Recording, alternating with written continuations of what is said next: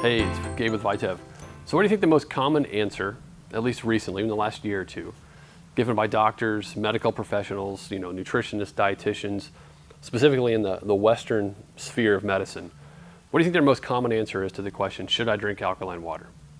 I'll give you a minute to think about it.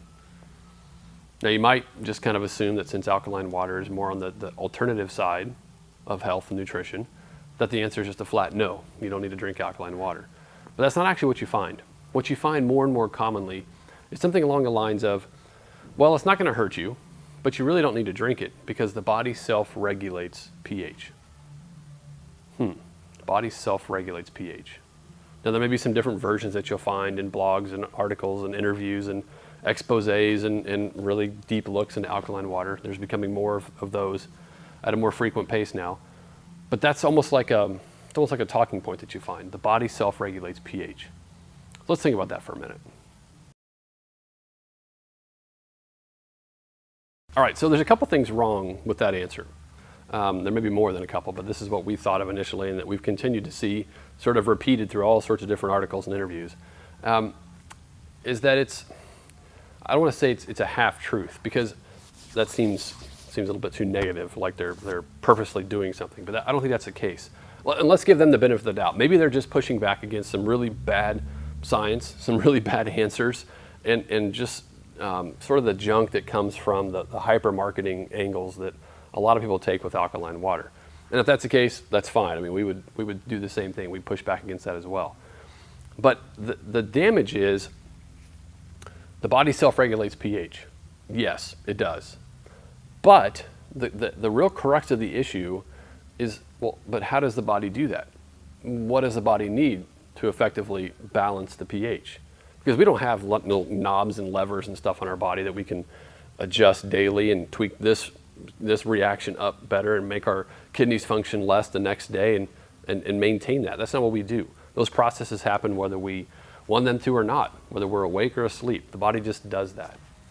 But how does the body do it? And what does the body need to perform those things correctly?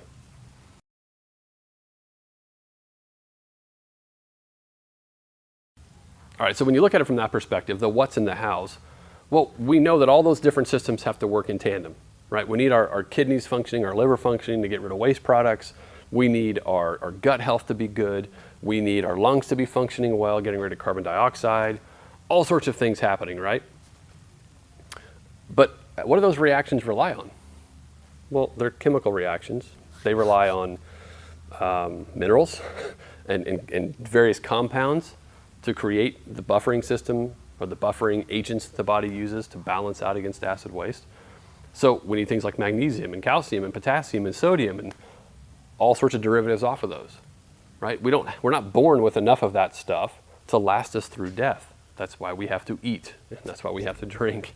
We have to continually resupply the body.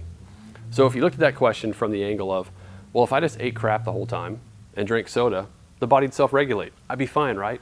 No need to worry about inflammation and the enormous number of complications that come off of inflammation. I mean, I'd be fine, right? And if a doctor said yes to that question, you'd think they're crazy. Well, that's the same way we're viewing the answer from the other direction. If I drink something good, or should I drink something good that could help my body, don't worry about it. Your body will take care of itself. Makes the same amount of sense. We have to continually put those minerals in our body to give the body the nutrients or the components it needs to create those processes to help our body balance itself.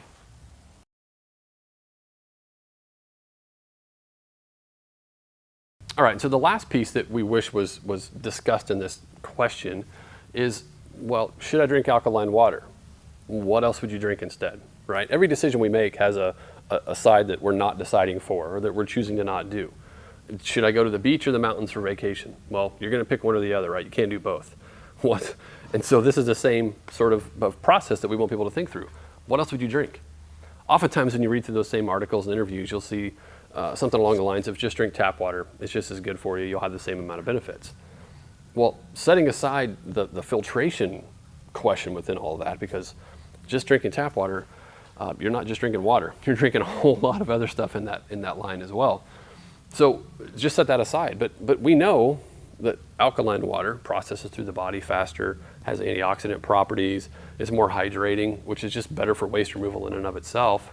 Well, that seems like a better option than just tap water, especially if you can get it for a very affordable cost like you can now through the natural systems like we offer. Maybe compare it to a sports drink, something with electrolytes in it. Well, they often have sugars and dyes and all sorts of other things in there. Do you want that, or do you want clean, crisp, no additives, just minerals, alkaline water? Or maybe you have a really good filtration, like a reverse osmosis system. Okay, but that's dead water. It's void of minerals. It's very stale. Doesn't taste good. It sits in your belly, doesn't process very well. We'll use something like our Max or tie a Remin product into that RO system and run it through a bed of minerals that put minerals back in the water, improve the flavor, give you the hydrating benefits, the antioxidant benefits, the free hydrogen, all the stuff that comes with that. That's a better option, right? I mean, in many cases, it's like saying, well, should we eat this frozen dinner or should we go to the farmer's market and get a bunch of fresh stuff?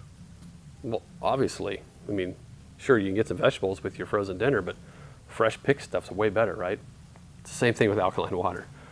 So, like we said, lots of issues with that answer. We hope if you're looking through alkaline water, doing some research, this has helped you, make you at least kind of think a little bit more critically, a little further into that question and do a little bit more research. Or maybe you're researching, trying to do an article, maybe you're going to interview some folks. Please ask some follow-up questions like how, what, do some comparison things with them. That'll be a much more well-rounded and beneficial article for people to read.